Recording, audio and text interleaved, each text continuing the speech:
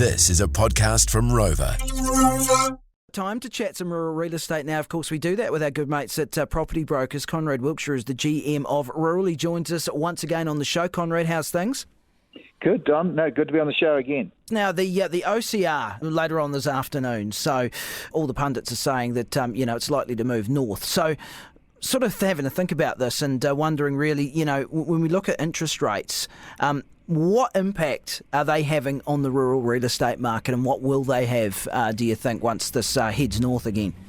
Well, I think, Don, the first thing I'd say is that we don't need to worry about today's announcement. The interest rate movements have already had a significant, on our read of it anyway, a significant impact on the rural property market. So if it continues down its current path, I think it's going to have, it's going to weigh heavily on farmers and growers' minds as to the cost of finance and the marginal return of scaling up a business by adding more land. So I think, just to give you, I can give you a couple of examples if you like. It's quite interesting what's happening at the minute. When I have a look at the impact, and I think, well, let's look at the South Island, and the South Island market, August to October. So if we look at what I call the early spring sales, which is always going to be there's never going to be the same volume of sales in the early spring as there is sort of November, December period. Mm-hmm. But if we have a look at that, August to October this year for the South Island, it is literally 44% down on the number of sales same time last year.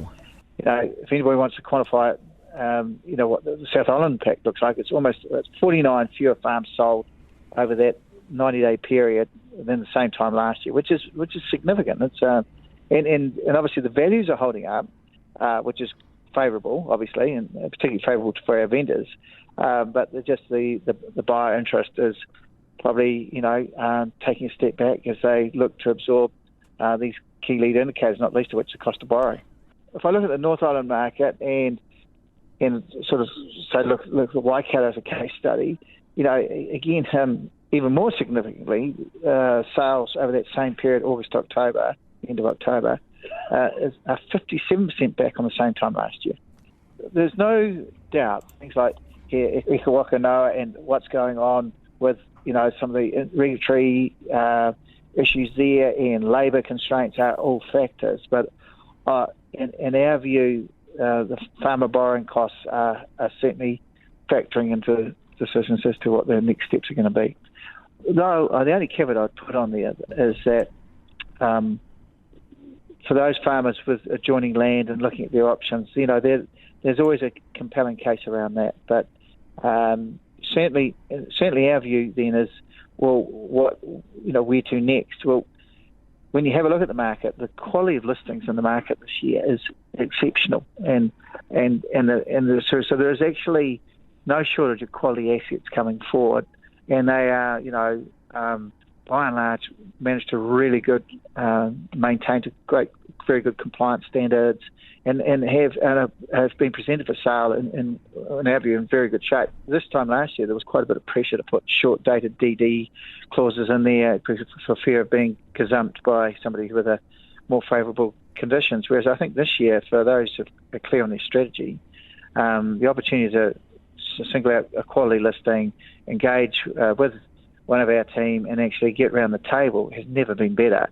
And I think, vendors are actually, they're in tune with what's going on as well, and are probably prepared to recognise that actually, well, why don't we work with a genuine partner who's showing the commitment to the DD process and work with that. And that, by and large, is how it's going. And I would say successfully, both from vendor and buyer, because you need a willing party on both sides. So that's kind of how we're seeing it at the minute.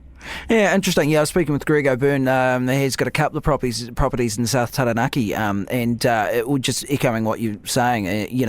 Just immaculately sort of presented, and everything really in order there. So effectively, the opportunities are still there. It's just a slightly different landscape. It is. In fact, I was over those same two properties with him last week, and that's exactly the case. For those buyers who are prepared to actually have a look at their options and actually really task themselves with actually going the extra mile and actually doing the DD, I think there are genuine rewards there, because you'll be able to identify an asset and not necessarily have the same level of competition the market will always reset. It always does. And come the new year, and if people absorb these indicators and start to get their head around the next steps, then ultimately we anticipate there will be more competition. So I think, on both sides, vendors are obviously looking to, they've invested a lot in their assets, they're looking to protect their value, and we're certainly looking to represent that in every way we can. But equally, buyers out there who are genuinely going to put their best foot forward and want to engage, I think there's a good opportunity, and never more so than the run up to Christmas. Conrad Wilkshire, good to have you on the show. Thanks.